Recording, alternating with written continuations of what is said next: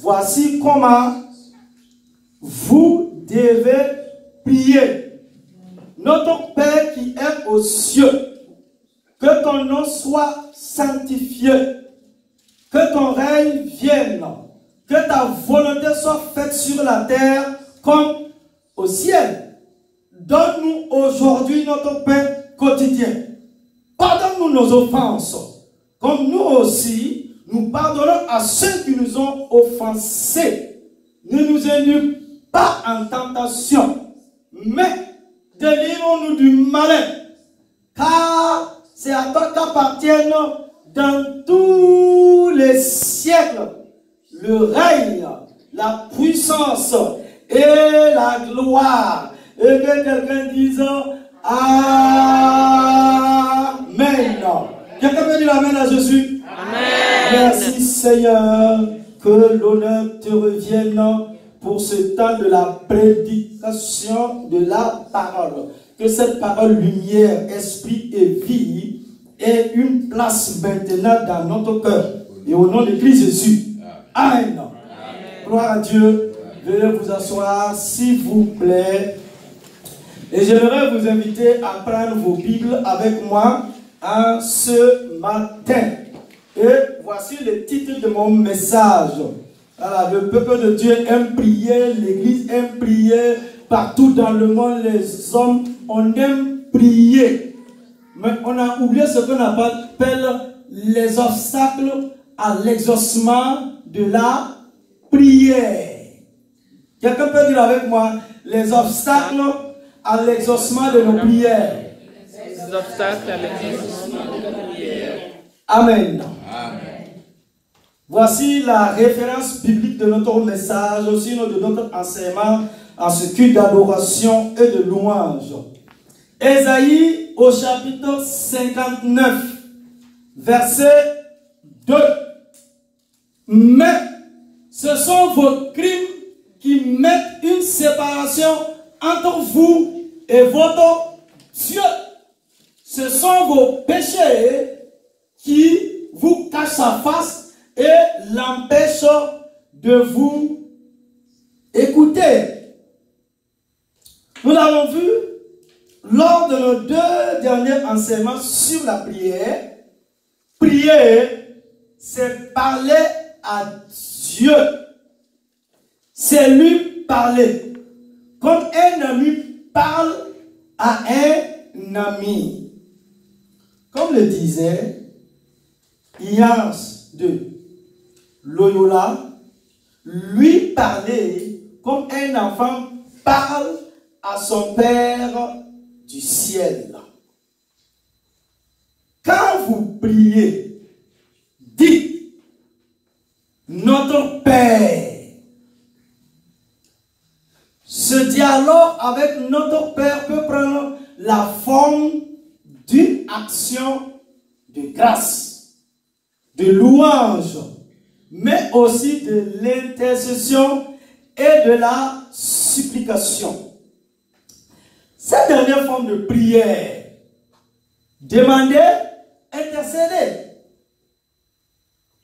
est la plus fréquente dans la vie de l'Église, sinon dans notre vie. La prière de demander et de recevoir, intercéder auprès du trône de la grâce de Dieu. Les Écritures referment un certain nombre d'exemples, ainsi que de nombreuses promesses concernant l'exaucement de la prière. Nous affirmons que Dieu veut nous donner ce que nous lui demandons en priant. Waouh! Le psalmiste écrit: je t'invoque car tu m'exauces, oh Dieu. Il continue: oh, toi qui écoutes la prière, tous les hommes viendront à toi. Psaume 65, 3. Jésus est aussi affirmatif. Votre Père Céleste donnera de bonnes choses à ceux qui les lui demandent. Matthieu 7, 11. Il dit solennellement également: en vérité, je vous le dis, tout ce que vous demanderez au Père en mon nom, je le ferai. Jean 14, 13. En vérité, je vous le dis, tout ce que vous demanderez au Père en mon nom, il vous le donnera. Jean 16, 23. Cependant, il y a un cependant. Cependant, nous ne sommes pas toujours exaucés. Et nous pouvons conclure activement et légèrement. Ce n'était pas la volonté de Dieu. Dieu n'écoute pas toujours. Je n'avais pas mérité l'exaucement. Dieu exaucera en son temps. Il a un meilleur plan. Il change les cœurs par les situations. Toutes ces réponses peuvent contenir une part de vérité, mais elles n'expliquent pas tout.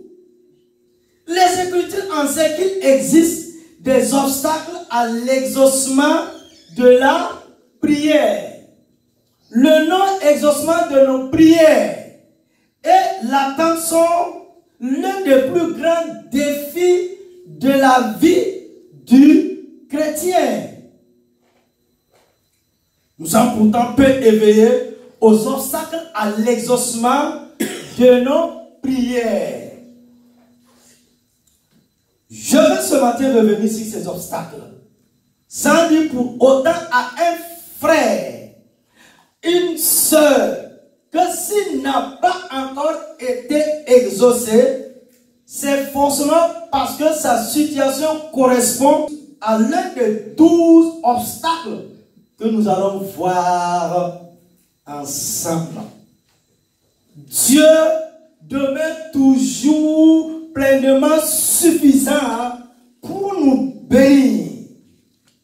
S'il y a des conditions positives à la prière triomphante, comme nous dit Psaume 66, verset 18. Si j'avais conçu l'iniquité dans mon cœur, le Seigneur ne m'aurait pas exaucé. Il y a aussi des obstacles à la prière. Dieu les a clairement signalés dans sa parole qui est la Bible. Nous allons voir ensemble les 12 principaux obstacles à l'exaucement. Le premier obstacle, notre prière est égoïste. Premier obstacle, notre prière est égoïste. L'enfant de Dieu ne doit plus demeurer passif lorsque Dieu continue à être déshonoré par les modalités au sein de l'Église, par les péchés des incroyants, par l'imprudence, incrédulité de notre époque. Parce que si nous désirons que Dieu puisse être glorifié par l'effusion de son esprit sur l'Église de Jésus-Christ, nous devons faire notre part et nous lever dans la prière. Ce que nous dit Luc au chapitre 11, verset 13. Deuxième obstacle, le péché. Ésaïe 59, verset 1 à 2. Non, la main de l'Éternel n'est pas trop courte pour sauver, ni son oreille trop dure pour entendre. Mais ce sont vos crimes qui mettent une séparation entre vous et votre Dieu. Ce sont vos péchés qui cachent sa face et l'empêchent de vous écouter. Le péché nous cache la face de Dieu et l'empêche de nous écouter. Dieu n'exauce pas les pécheurs. Jean au chapitre 9, verset 31. David dit, si j'avais conçu l'iniquité dans mon cœur, le Seigneur ne m'aurait pas exaucé. Psaume 66, 18. Arrêtons-nous un instant sur un mot que nous n'employons plus beaucoup dans notre vocabulaire chrétien. L'iniquité. Non seulement le péché dresse un mur de séparation entre Dieu et nous. Mais il produit dans nos cœurs un sentiment de condamnation, détruisant notre cœur. C'est ce que nous dit 1 Jean 3, 18 à 22. Nous devons enlever l'obstacle lorsque le péché a fermé l'accès au trône de Dieu. Il n'y a qu'un seul remède. Confesser notre transgression et en demandant pardon au Seigneur. La Bible dit quoi? Celui qui cache ses transgressions ne prospère pas. Mais celui qui les avoue et les délaisse obtient miséricorde. Proverbe 28, 13. Dans le psaume 32, versets 3 et 5, il est dit: tant que je me suis tué, j'ai dit, j'avouerai mes transgressions à l'Éternel. Et tu as effacé la peine de mon péché. La Bible continue. Si nous confessons nos péchés, il est fidèle et juste pour nous les pardonner et pour nous purifier de toute iniquité. Regardez, la Bible parle encore ici de toute iniquité. 1 Jean 1, 9 et Jacques 5, 16. Nous pouvons alors nous approcher avec assurance du trône de la grâce afin d'obtenir miséricorde et de trouver grâce afin d'être secourus dans nos besoins. Hébreux chapitre 4, verset 16. Car nous avons un avocat auprès du Père, Jésus-Christ le juste. 1 Jean 2, verset 1 et 2. Confesser notre péché, le rejeter et rechercher la sanctification est une condition essentielle pour voir la face du Seigneur et être exaucé lorsque nous prions. Troisième obstacle, l'idolâtrie. Ézéchiel au chapitre 14, verset 3. Fils de l'homme, ces gens-là portent leur idole dans leur cœur et ils attachent les regards sur ce qui les a fait tomber ou dans l'iniquité. Mais l'Israël consulté par eux, Dieu pose la question à Israël. Dieu te pose la question ce matin. Dieu te pose la question ce matin, mon frère, ma soeur. Les idoles dans le cœur contraignent Dieu à refuser d'écouter nos prières. Maintenant, je vous pose la question, Église, vous qui m'écoutez. Qu'est-ce qu'une idole? Tout être ou tout objet qui prend la place, qui revient à Dieu ou qui est le suprême objet de notre affection est une idole. Beaucoup d'hommes font de leur femme une idole. Beaucoup de femmes font de leurs enfants des idoles. Beaucoup d'hommes font de leur renommée ou de leur affaire une idole. C'est souvent en ne répondant pas à nos prières que Dieu nous montre que nous avons une idole dans notre cœur.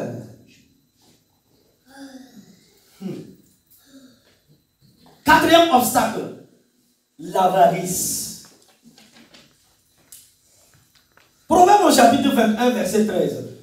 Écoutez-moi attentivement, suivez-moi attentivement, Église, au peuple de Dieu. La Bible dit au verset 13 de Proverbe 21, celui qui ferme son oreille au cri du pauvre, criera lui-même et n'aura point de réponse.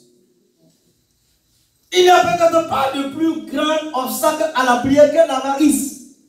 Le manque de libéralité à l'égard des pauvres et à l'égard de l'œuvre de Dieu. Celui qui donne généreusement reçoit abondamment de Dieu. Luc 6, 38. Donnez et il vous sera donné. On versera dans votre sein une bonne mesure, serrée, secouée et qui déborde.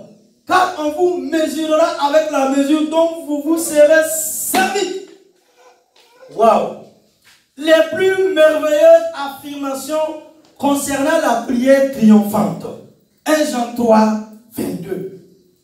Quoi que ce soit que nous demandons, nous le recevons de lui parce que nous gardons ses commandements et que nous faisons ce qui lui est agréable. Si nous voulons obtenir de Dieu, nous devrons donner aux autres. Philippiens au chapitre 4, verset 19. L'apôtre Paul dit ici, « Et mon Dieu pourvoira à tous vos besoins selon sa richesse avec gloire en Jésus-Christ. » Cinquième obstacle, la rancune. Marc 11, 25. Et lorsque vous êtes debout, faisant votre prière, si vous avez quelque chose contre quelqu'un, pardonnez, afin que votre Père qui est dans les cieux vous pardonne aussi vos offenses.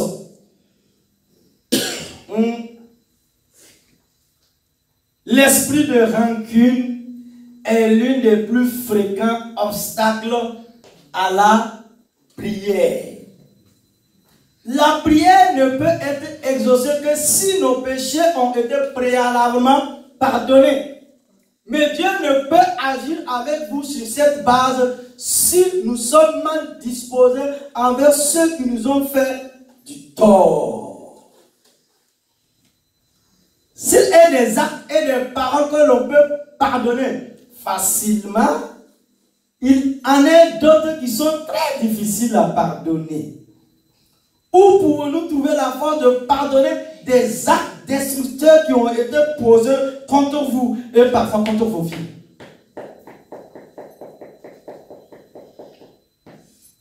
La force de pardonner se trouve en Dieu. Parce que le pardon, il est divin. Et il faut laisser l'Esprit de Jésus-Christ, mon frère, te saisir. En ce moment, le Saint-Esprit, qui est l'Esprit de gloire, l'Esprit d'amour, de compassion, de miséricorde, te saisira comme Étienne. Étienne, cet homme n'a pas volé. Il n'a pas tué. Étienne, il n'a pas commis l'adultère. Étienne, il n'a pas insulté. Étienne était rempli de l'esprit. Étienne, un homme qui proclamait l'évangile du royaume. Étienne, un homme qui a été saisi par l'esprit de Jésus-Christ. Et en parlant de Jésus, les ennemis du royaume, les ennemis de l'église, parce que quand l'église naissait, ses ennemis étaient là, croyant qu'ils pouvaient détruire ou anéantir ce que Dieu fait, ce que Dieu a fait, ce que les mains de Dieu ont construit. Aucun homme ni de femme ne peut détruire, ne peut arrêter. Étienne, en parlant de Dieu, qu'est-ce que les ennemis du royaume de Dieu ont fait? Ils l'ont capturé, ils l'ont pris. Ils ont commencé à jeter des pierres sur lui. Étienne gisait dans son sang.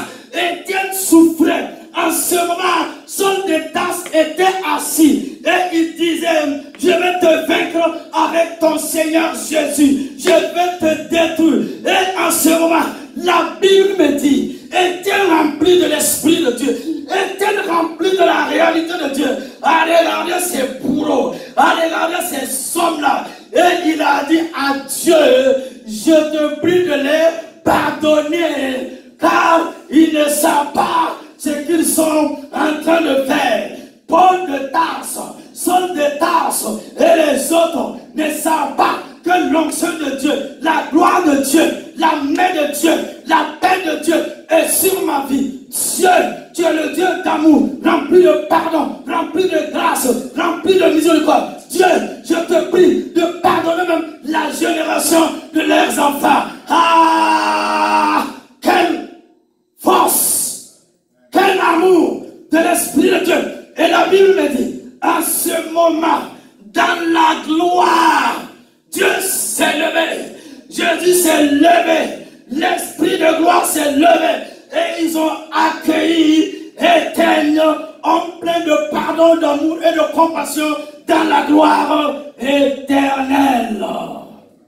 Acclame Jésus. Amen.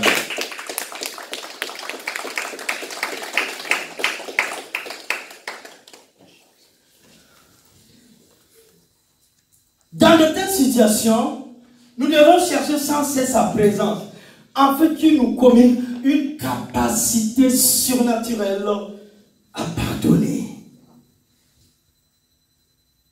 Le sixième obstacle, les mauvais rapports conjugaux.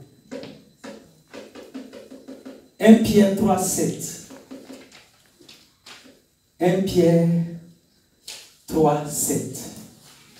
L'homme comme la femme ont une responsabilité dans l'entretien d'une union harmonieuse et équilibrée. Très clairement, de mauvais rapports entre mari et femme sont un obstacle à la prière. C'est ce que nous dit 1 Pierre 3, 7. Il ne s'agit pas de se victimiser ou de chercher à se demander le bon rôle, mais il s'agit de prendre ses responsabilités. Qui aime se victimiser? Chacun doit prendre ses responsabilités.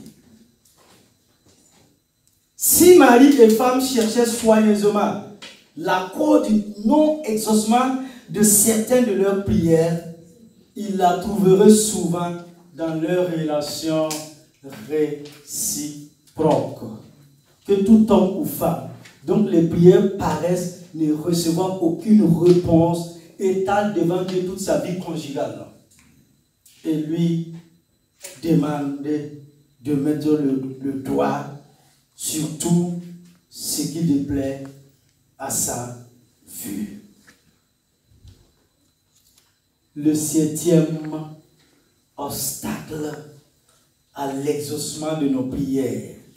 Voici ce que le pasteur Jacques nous dit aussi nous dit dans son livre au chapitre 1, versets 5, 6 et 7. Si l'un de vous manque de sagesse, qu'il la demande à Dieu, qui donne à tous simplement et sans faire de reproches, et elle lui sera donnée.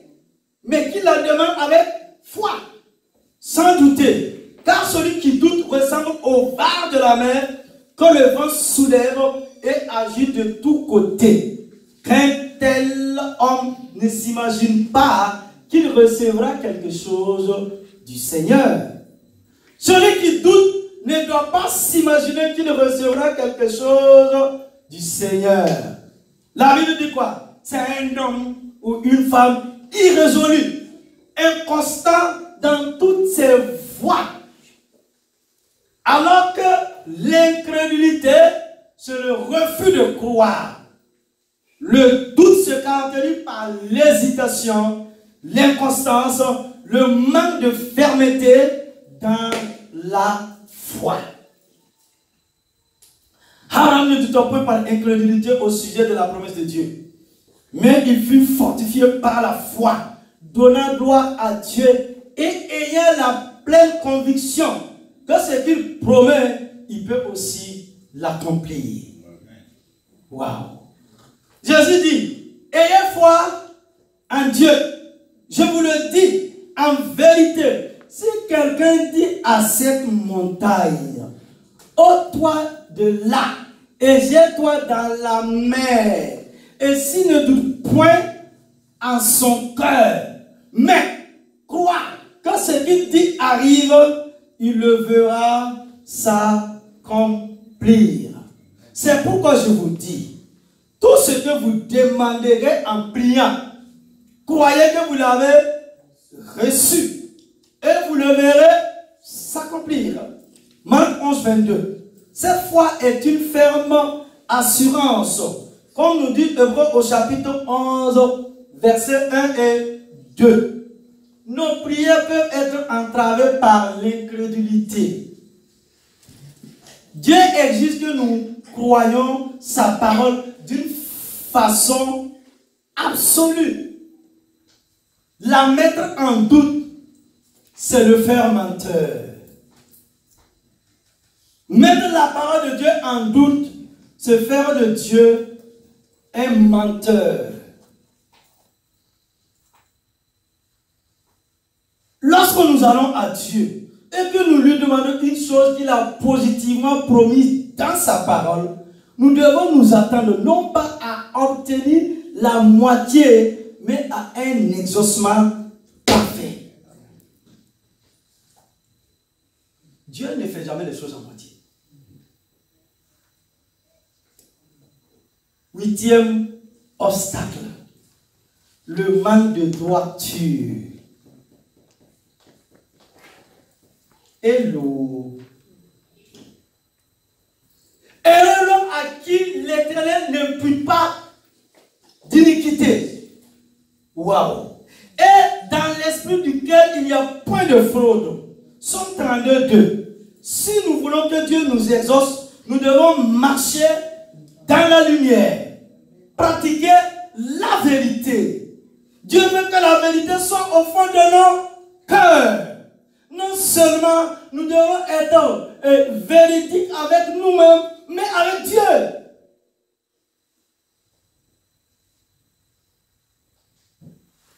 Il est inutile de vouloir la communion avec Dieu si nous vivons dans le mensonge, dans la dissimulation et la manipulation. Hello. Je le prends pour vous. Écoutez-moi. Il est inutile de vouloir la communion. Ça veut dire une relation avec Dieu. Si nous vivons dans le mensonge, dans la dissimulation et la manipulation. Et voici ce que le prophète Malachie, il nous pose cette question. Ô chrétiens, ô église, Dieu est fidèle à sa promesse. Il est temps que nous nous réveillons. Il est temps que nous prenons le Dieu de la Bible au sérieux. Il est temps que nous prenons le Dieu qui nous a donné le souffle de vie au sérieux. Malachie arrive, il regarde Israël, il regarde le peuple de Dieu. Et voici sa question. Un homme trompe-t-il Dieu? Un homme trompe-t-il Dieu?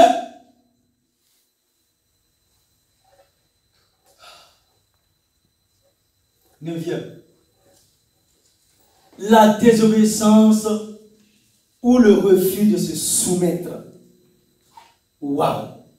Neuvième obstacle plutôt. La désobéissance ou le refus de se soumettre.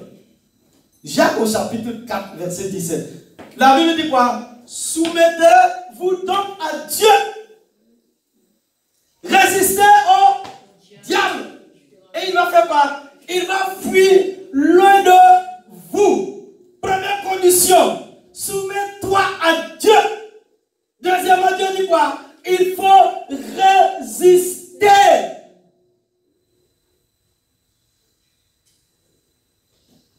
Et l'ennemi de ton âme, il va fuir. Parfois, nous savons que Dieu nous demande quelque chose, mais nous hésitons, nous tergiversons, nous humilions ou nous résistons. Alors, Dieu ne nous exauce pas parce que nous ne l'honorons pas.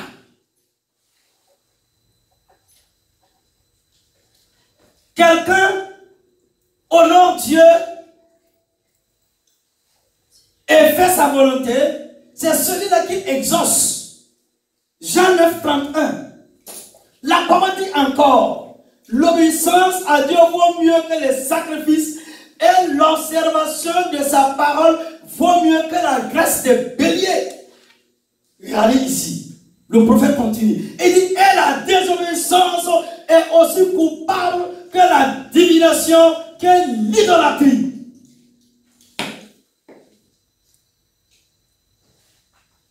Ouais.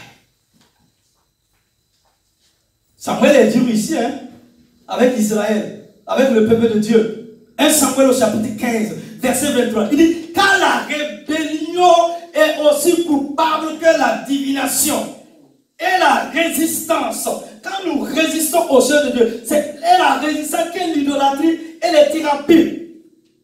Il dit à cet homme-là, puisque tu as rejeté la parole de Yahvé Dieu, il te rejette aussi pour pour que tu ne sois plus roi. Les enfants de Dieu marchent dans la rébellion, ils marchent dans la désobéissance à Dieu et ils veulent que Dieu leur donne des choses.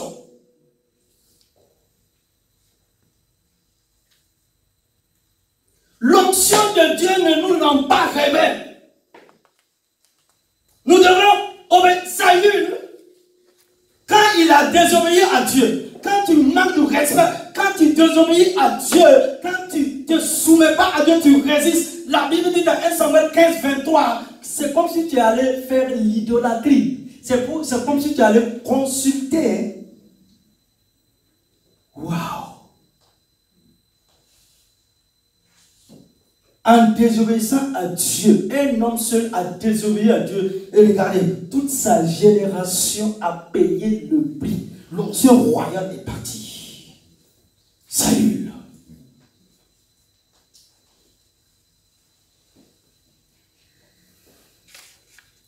Si quelqu'un te tourne l'oreille pour ne pas écouter la loi, sa prière même est une abomination. Proverbe 28, 9. Parfois nous faisons des prières. Dieu ne va jamais répondre. Non. Si Dieu allait répondre à toutes nos prières là. Parfois notre prière, c'est une abomination.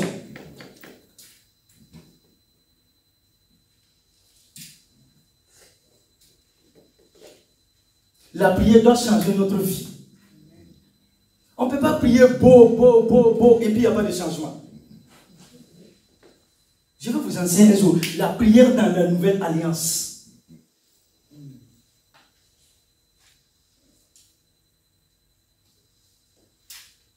Je disais à une personne, tu ne peux pas prier, et puis être hypocrite comme ça.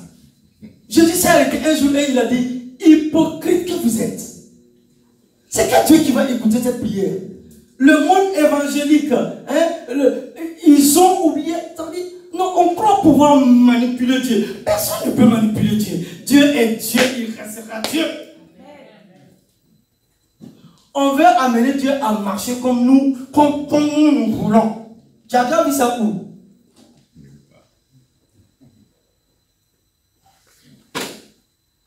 Dieu dit que ta prière même c'est une abomination.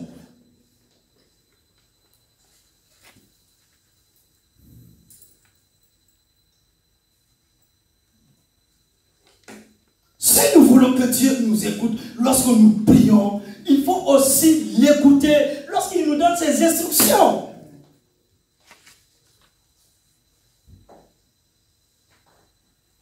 On veut que Dieu nous écoute. Hein? C'est comme l'évangéliste, il me parle.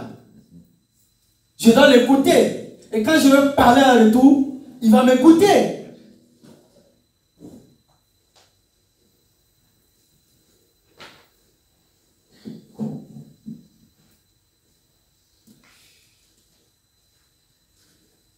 Dixième obstacle. Le relâchement par lassitude ou le découragement dans la prière. La Bible dit quoi?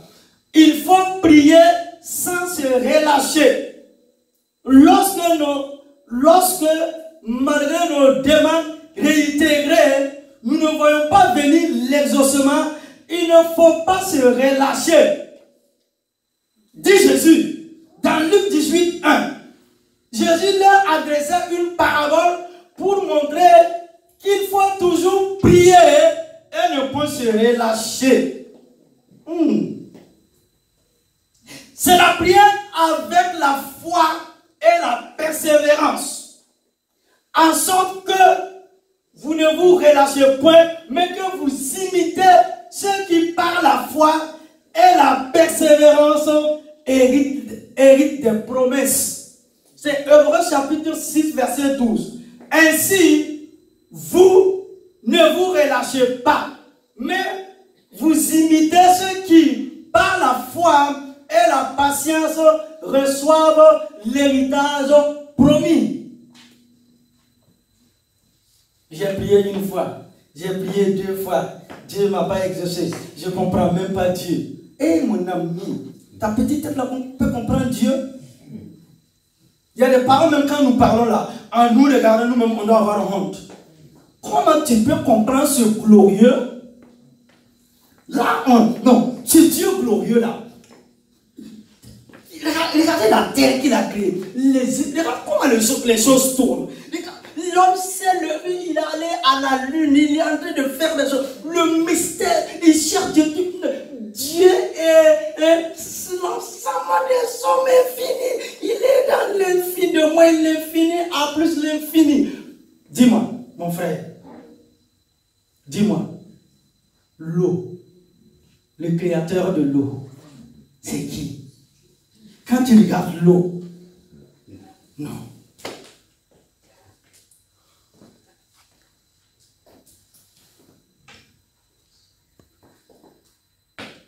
C'est quand Dieu t'a fait la promesse, mon frère. C'est quand Dieu t'a fait la promesse, ma soeur. Hey. Il faut prier. Il faut prier. Il faut prier. Jésus dit quoi? Depuis le temps de Jean-Baptiste jusqu'à maintenant, le royaume de Dieu, c'est pour les violents dans la prière, pas les paresseux dans la prière. Les violents. Les violents dans la prière.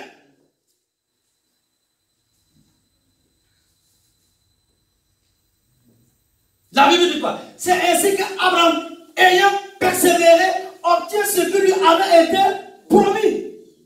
Hébreux 6:15. Et c'est ainsi qu'Abraham, ayant persévéré, obtient l'effet de la promesse.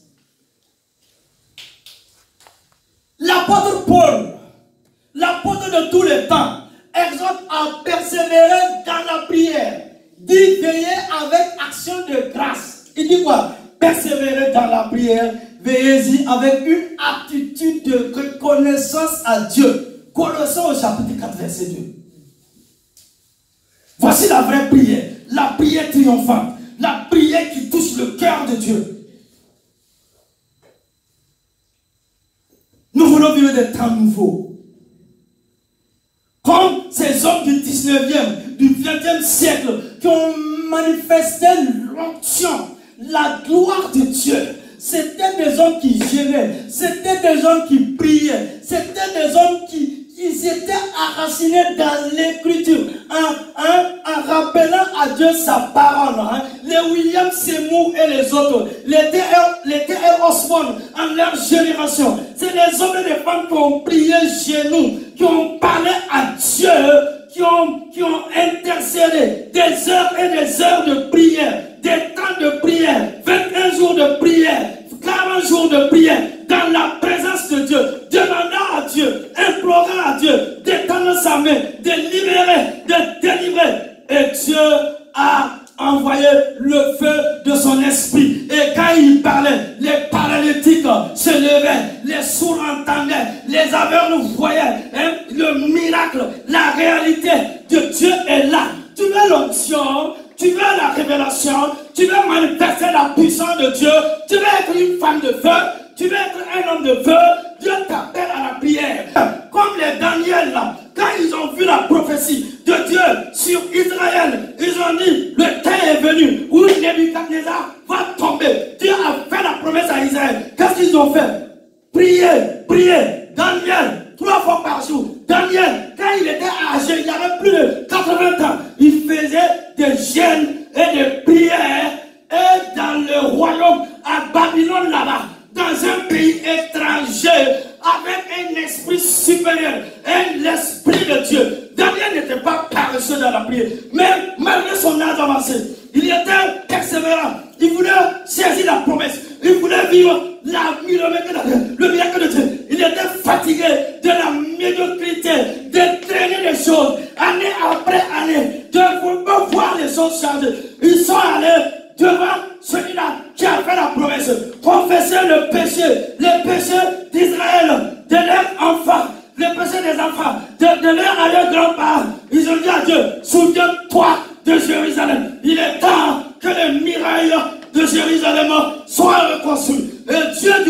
cieux a fait quoi? A frappé Nebuchadnezzar. Il est devenu un animal et il allait habiter avec des animaux pendant un certain temps. Et la puissance de Dieu a été manifeste en Israël.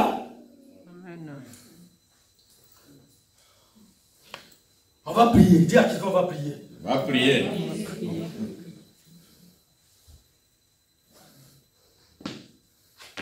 Non. Il était étranger, il était esclave même. Il n'a pas parlé de rejet, racisme, des choses comme ça. Nous, les temps modernes, nous avons inventé des choses. Et dans la gloire un jour, qu'est-ce que nous allons dire à Dieu?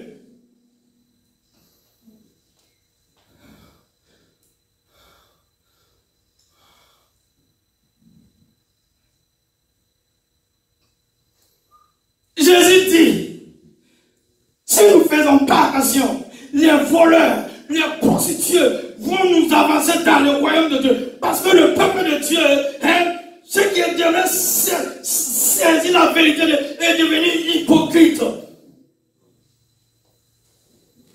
méchant, rebelle. Jésus dit, les prostituées vont nous devancer dans la gloire. Et quand nous allons arriver, quand on va dire Seigneur, il va dire, je vous ai jamais connu. Tu as dit, mais j'ai été à l'église pendant 30 ans. Jésus dit, je ne te connais pas. Hein?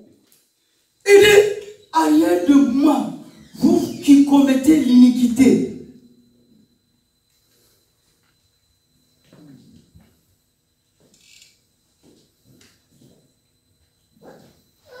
Non.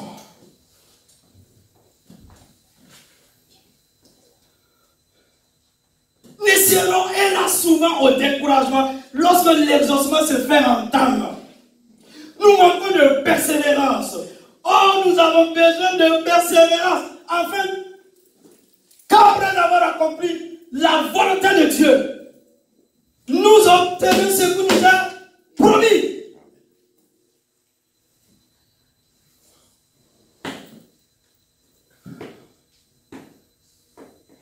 D'ici la fin de l'année, ta vie doit changer. Non, ta vie doit changer. Quelque chose doit se passer.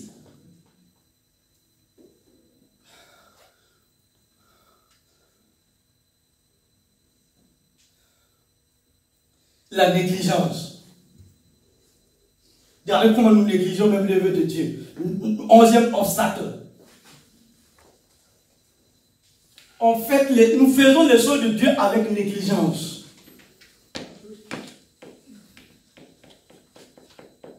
Non. Non. Je vais vous dire ce qui est Bible. Maintenant, tu as ton cœur et ta conscience. On ne peut pas servir Dieu avec négligence. Par jour même, on n'arrive même pas à lire notre Bible 1 heure, à prier 1 heure.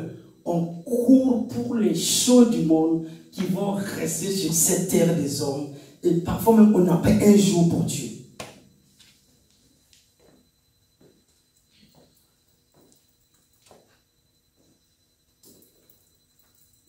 Souvent, nous ne demandons pas à Dieu. Nous ne prions pas. Ou nous prions de temps en temps, sans constance ni régularité. Pour être exaucé, il est nécessaire d'avoir une vie de prière régulière, un vrai dialogue avec notre Père Céleste. L'apôtre Jean a écrit, vous ne recevez pas parce que vous ne demandez pas. Jésus a dit, demandez et l'on vous donnera. Cherchez et vous trouverez. Frappez et l'on vous ouvrira. Car tu qu'on demande reçoit. Celui qui cherche trouve. Et l'on ouvre à celui qui frappe. Lequel de vous donnera une pierre à son fils s'il lui demande du pain? Ou s'il demande un poisson? Lui donnera-t-il un serpent? Hello. Ton enfant, là, il t'a déjà demandé un poisson et puis tu es allé chercher un serpent et lui donner. Écoutez-moi bien. Ce que tu ne fais pas à ton enfant là, tu crois que Dieu il fait ça. Écoute-moi bien.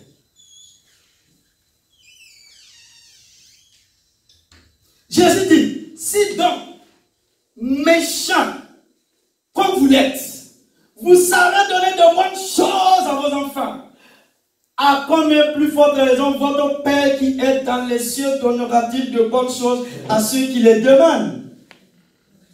Matthieu 7, 7 à 11. Ne soyons pas négligents. Prions avec ferveur et constance. Ayez du zèle, non de la paresse. Soyez ferments d'esprit. Servez le Seigneur. Réjouissez-vous en espérance. Soyez patients dans l'affliction. Persévérez dans la prière. Mais tout est dit ici. Regardez le grand apôtre. Paul, il nous dit dans Romains 12, 11. Il dit, ne soyez pas négligents. Soyez fervents et constants. Il dit, ayez du zèle et non de la paresse. Soyez fervents d'esprit. Servez le Seigneur. Réjouissez-vous en espérance. Soyez patients. Soyez patients dans l'affliction. Et persévérez dans la prière. 12e. L'amour du monde ou le cœur partagé. L'amour du monde où on a le cœur partagé. Parfois on a un double cœur. Ce qu'on dit là, c'est pas ce qu'on pense. Le cœur est partagé.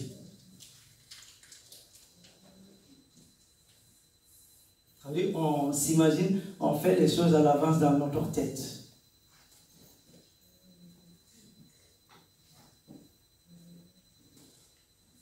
L'amour du monde.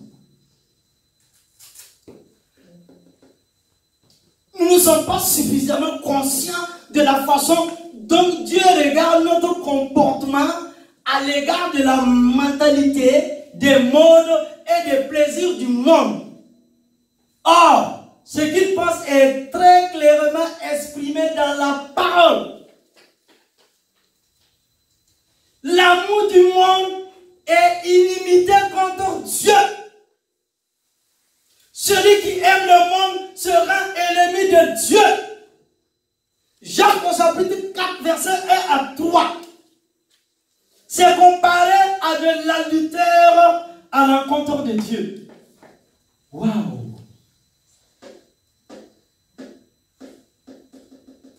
On aime Dieu, ou on vient, on veut que Dieu nous donne des choses. Quand il nous a donné des choses,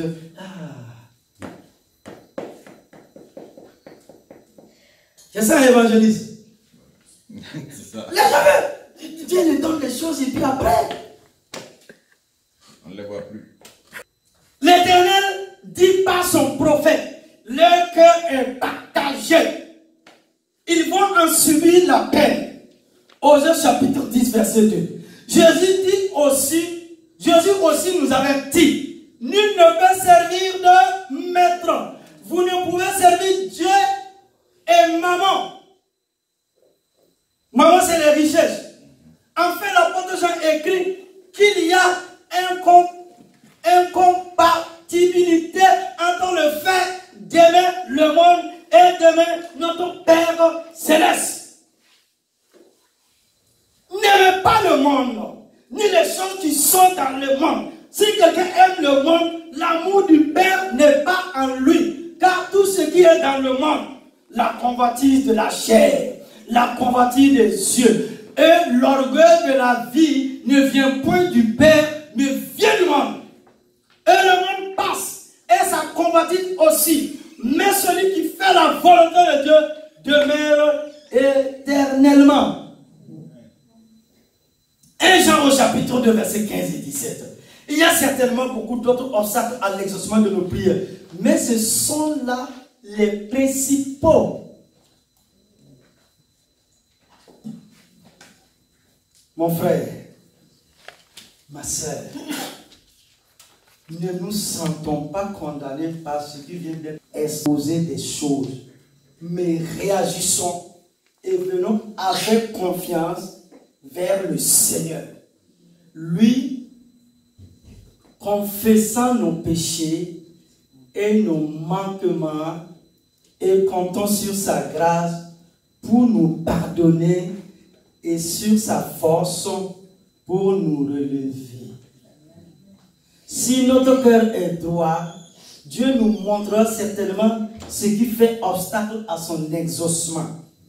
Car nous n'avons pas un souverain sacrificateur qui ne puisse compatir à nos faiblesses. Au contraire, il a été tenté, comme nous en toutes choses, sans commettre de péché.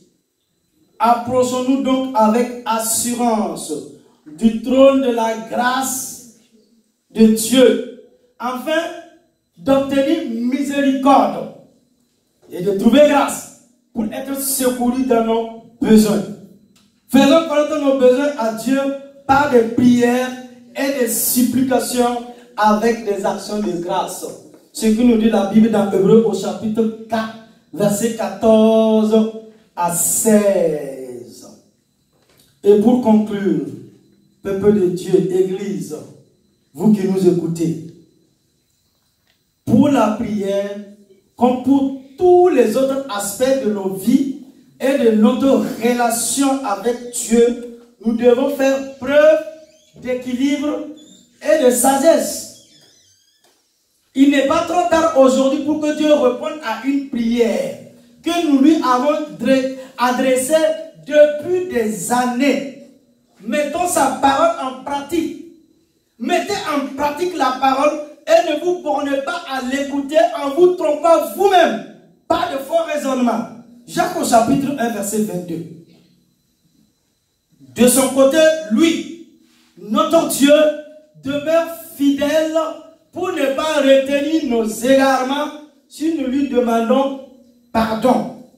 Il désire nous aider à triompher de nos manquements. Il est le Dieu fidèle et prêt à nous faire grâce. Si nous nous repentons et marchons dans la liberté qu'il nous a laissée en Christ Jésus, dans Galates au chapitre 5, verset 1, que nous avons vu ensemble dimanche passé. Si nous nous repentons et marchons dans la liberté qui nous a laissée en Christ Jésus de Nazareth, que quelqu'un dise Amen à la parole de l'Éternel Dieu. Tiens-toi debout.